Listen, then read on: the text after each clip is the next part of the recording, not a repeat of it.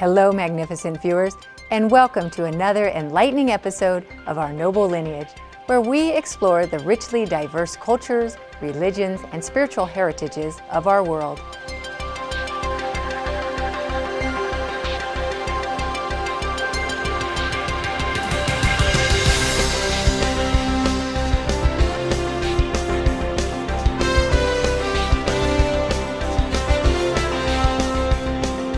Today, we'll take a fascinating look at an interfaith group that is helping to spread the veg message of compassion and curb climate change.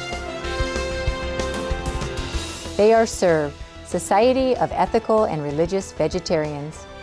And we're trying every day to get this vegetarian message out because I think the survival, the sustainability of the world depends on a major societal shift to plant-based diets. Vegetarianism is deeply rooted in many of the world's faiths. In the Christian Bible's first pages, God said, "I give you every seed-bearing plant on the face of the whole earth, and every tree that has fruit with seed in it. They will be yours for food." Genesis 1:29. The holy Islamic hadith of Prophet Muhammad, peace be upon him, states, "Allah will not give mercy to anyone except those who give mercy to other creatures." Furthermore, the Veda, one of the sacred Hindu texts dating back to 1400 BCE, reads, "You must not use your God-given body for killing God's creatures, whether they be human, animals, or whatever."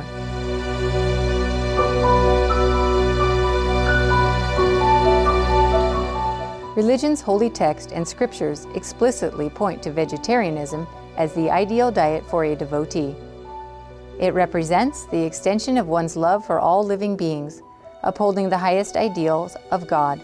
Even in the scientific establishments, the plant-based diet has proven, over centuries of practice, to be environmentally and physiologically healthy and sustainable. SERV applies many of religion's highest ideals to recent scientific evidence, encouraging this compassionate diet. Heading this noble organization is Dr. Richard Schwartz, Director and President. I'm the author of this book, Judaism and Vegetarianism, Judaism and Global Survival, and also Mathematics and Global Survival. And I'm trying to spread this message as wide as possible. So I now have over 140 articles on the internet, and the website for those are jewishveg.com, and then my last name, SCHWARTZ. There's also 25 podcasts there which have other interviews and some of the talks I've given. Now, also, I'm president of Jewish Vegetarians of North America.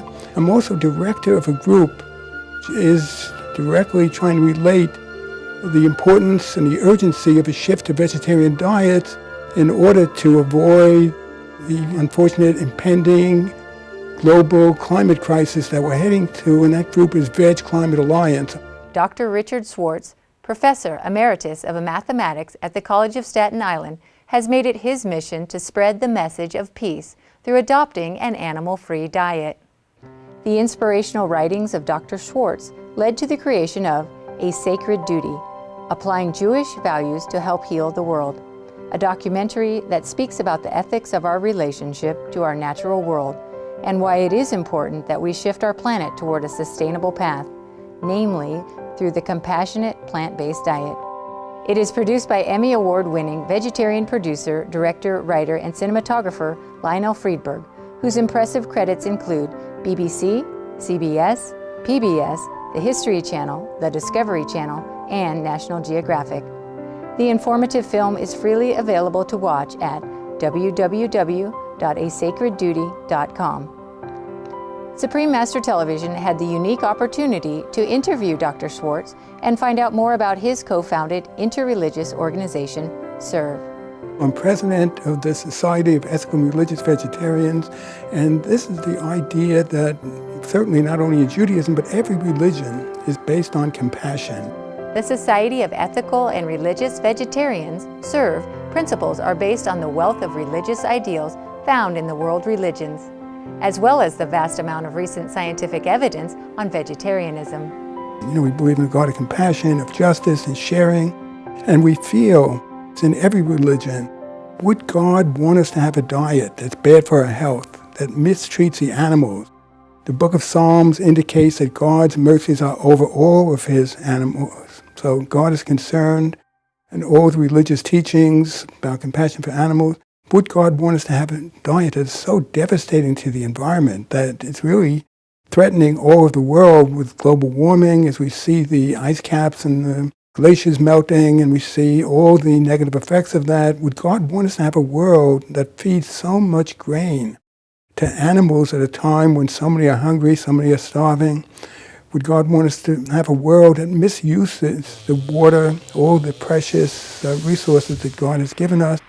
And that involves so much violence, so much injustice. I mean, the way that animals are treated today on factory farms is just so contrary to religious values.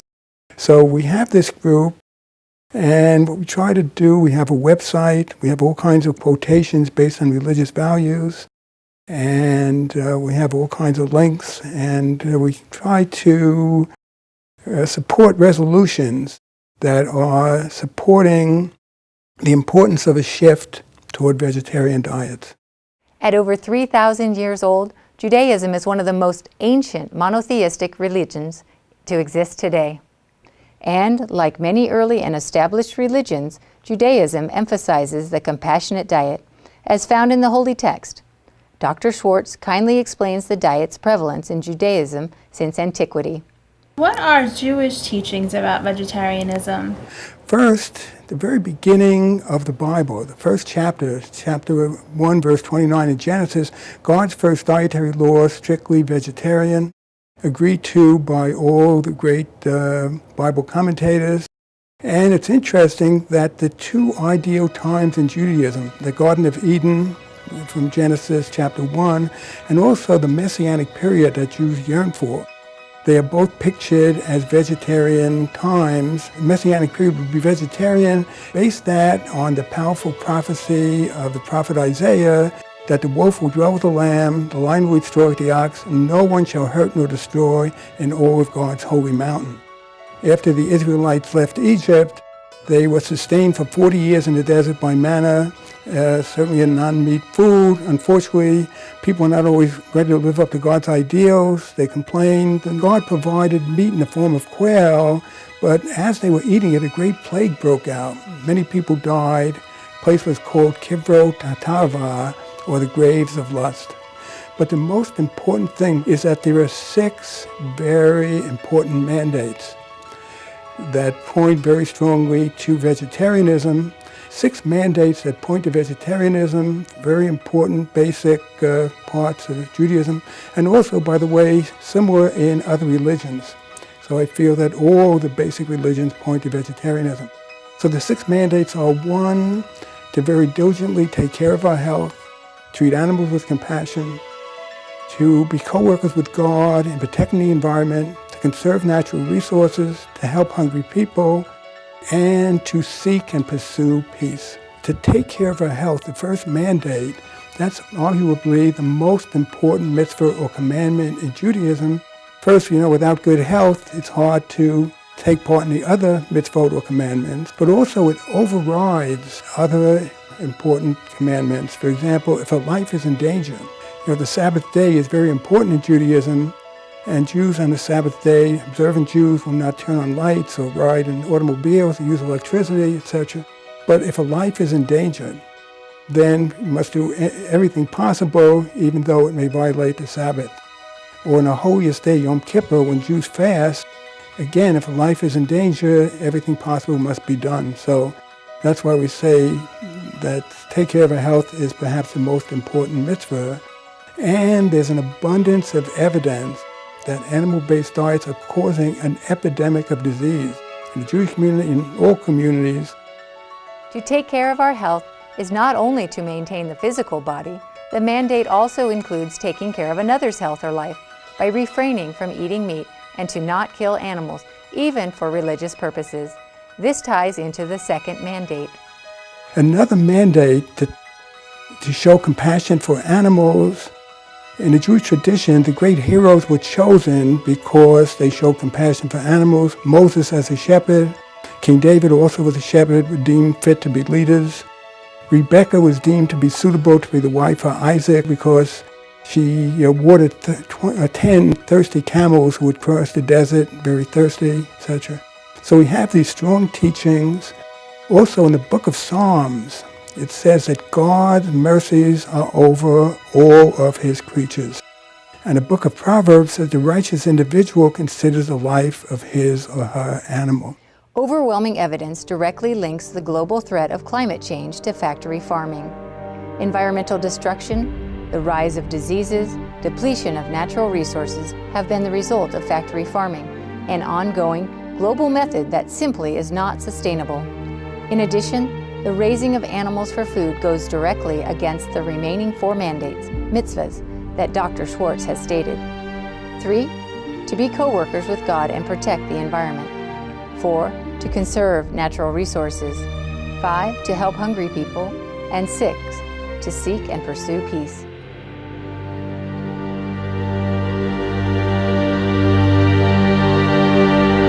You mentioned the plague. It seems like right now the illness is associated with eating animals, the H1N1, the avian. Oh, that's another thing. The way they raise animals today in these closed, confined spaces and all, and it turns out, by the way, more than half of the antibiotics produced in this country are used in animal feed in order to get them to grow faster and to avoid diseases because they're in this closed, confined situation. And that means that immunities are built up and the antibiotics are losing effectiveness, tying in with some of these other mandates we're talking about, for example, helping the hungry. In 2009, the UN Food and Agriculture Organization reported that for the first time, over 1 billion people in this world are chronically hungry. There are estimates of 20 million people dying of hunger. We're trying to raise 60 billion animals for slaughter, and 70% of the grain produced in the U.S. is fed to these animals destined for slaughter, and 40% or so of the grain produced worldwide. We're taking products like corn and oats and soy, very high in fiber and complex carbohydrates, and we feed them to animals and we end up with a product which is almost zero in fiber, complex carbohydrates, but unfortunately very high in cholesterol and saturated fat and excess animal protein, which is causing all kinds of diseases. And in terms of the environment, at a time when we're threatened by so many environmental problems, global warming, etc., raising of 60 billion farmed animals, we're using tremendous amounts of water, a lot of land, energy, pesticides, fertilizer, and all kinds of problems. And many studies have shown the tremendous impact that animal-based agriculture is having one of the major causes of climate change. Climate change is real and is happening at an accelerated pace. Through the ongoing efforts of interfaith organizations like the Society of Ethical and Religious Vegetarians, SERV, and by spreading the urgent veg message, the threat of climate change can be mitigated. We must act quickly. In the second part of this 2-part series, Dr. Richard Schwartz will reveal the reasons why a global shift towards a plant-based diet is needed and how many current environmental, economic, and demographic problems can heal. To learn more about the Society of Ethical and Religious Vegetarians, please visit www.serv-online.org. More information on Dr. Richard Schwartz can be found at jewishveg.com/Schwartz. Thank you, kind-hearted viewers, for your presence on today's Our Noble Lineage. Please join us again for Part 2 of SERV, Society of Ethical and Religious Vegetarians, for the conclusion of our in-depth interview with Dr. Richard Schwartz. Coming up next is Between Master and Disciples. Wishing you great peace and tranquility in your days ahead. For more details, please visit www.suprememastertv.com/VEG.